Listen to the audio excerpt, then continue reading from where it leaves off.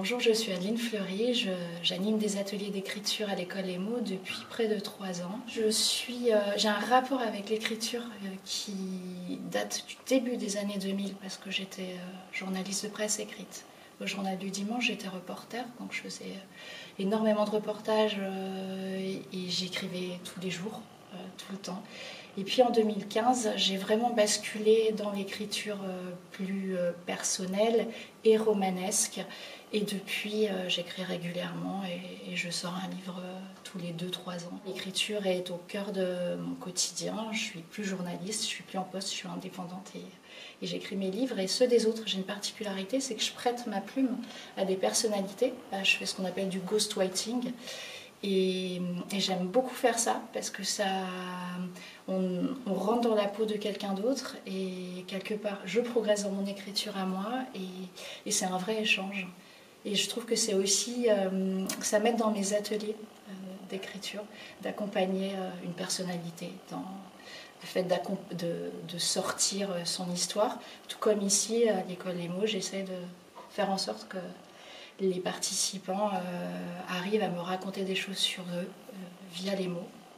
Alors je vous propose un stage un petit peu novateur à l'école Les Mots qui s'appelle Écrire un texte érotique. Alors moi je suis très à l'aise avec l'écriture de l'intime et les textes érotiques. J'ai écrit un livre qui s'appelle Le petit éloge de la jouissance féminine et dedans il y a des passages assez érotiques, explicites. D'ailleurs, c'est le premier texte que j'ai écrit et que j'ai sorti. J'ai eu besoin d'en passer par là pour ensuite déclencher d'autres choses dans ma construction d'autrice. Et j'ai envie avec ce stage déjà qu'on ne confonde pas érotisme et écriture pornographique, c'est deux choses bien différentes. Chacun dans ce stage-là va pouvoir mettre le curseur là où il veut. S'il y a des gens très très pudiques, on peut travailler sur uniquement la montée du désir, une main qui effleure un avant-bras. Ça fait partie de l'érotisme. Juste un baiser, la scène d'un baiser on peut sur 4 pages écrire une scène qui peut faire vraiment monter le désir. Après, si d'autres sont plus à l'aise en étant plus crus et explicites, tout est possible. C'est en fonction de la personnalité des uns des autres. Et encore une fois, c'est un espace de liberté, d'audace, de mettre encore une fois le corps au cœur du propos. Là, je suis en train de réfléchir à des exercices pour qu'à la fin de ce week-end-là, il y ait vraiment les participants en sortent avec un texte qui rentre dans cette littérature. Avant, c'était une littérature qui était très à la marge, en fait, et maintenant, ça rentre dans les collections de littérature blanche de plus en plus. Et avant, on s'interdisait peut-être d'être cataloguée autrice érotique. Et moi, je vais leur donner accès aussi à des textes qui ont été un peu révélateurs chez moi, à des textes d'Anaïs Nin, qui, elle, pour moi, c'est la reine de l'érotisme en littérature. Et sur des autrices un peu plus contemporaines, je leur donnerai une petite liste de conseils, comme Belinda Cannon, d'ailleurs, qui intervient au mot. Et parmi ces exercices, voilà, ça peut être ce dont je parlais tout à l'heure en préambule de l'atelier,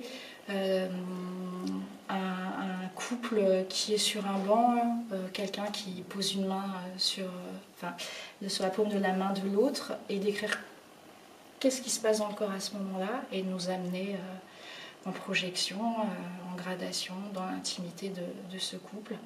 Après, je pense qu'on travaillera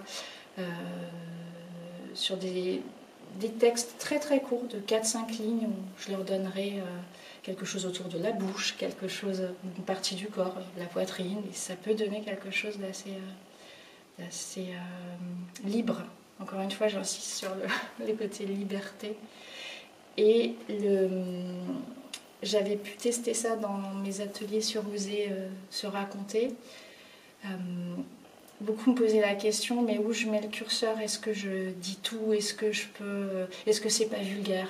Est-ce que ça va choquer? Et je leur répondais, fais-toi une liste de mots autour du sexe, du corps, qui te ressemblent, et tu barres ceux que un peu tabou chez toi, et tu verras que ton texte va s'harmoniser et te ressembler, et on peut parler de sexe sans être provoque aussi. Donc ce sera un équilibre entre les mots crus, les mots pudiques, la réserve, et la grande liberté et l'audace.